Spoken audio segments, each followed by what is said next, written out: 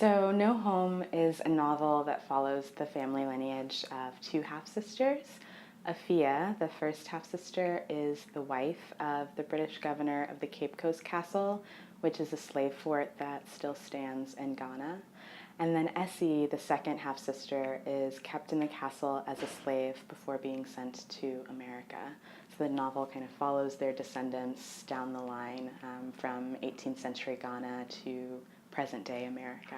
The characters that you meet in this novel are the children of Afia and Essie and their children, and so on and so on.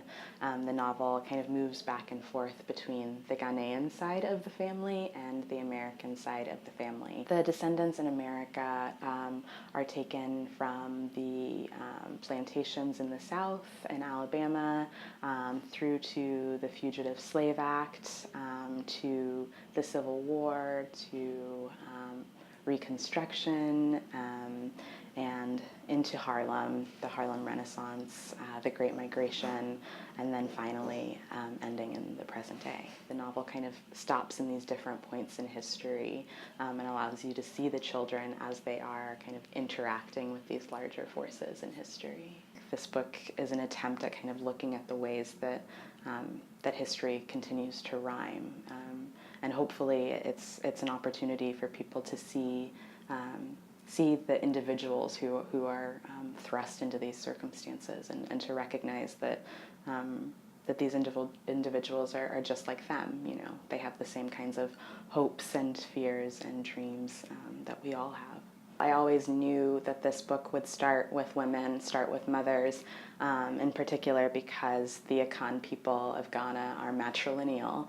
And so if I was going to write a book that you know, went through the generations of a family, I knew that I had to begin with the mothers. I always kind of really admired the fables and folktales that kind of hold up African literature, particularly West African literature and African American literature.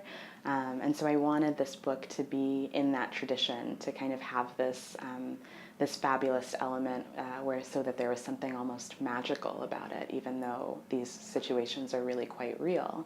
And so I wanted the novel itself to have this feeling about it, as though, you know, all of the readers are just sitting in a village being told this story, no matter how difficult that story was. You know, I wanted us to get to experience it as though, you know, our grandfather was there just telling it to us.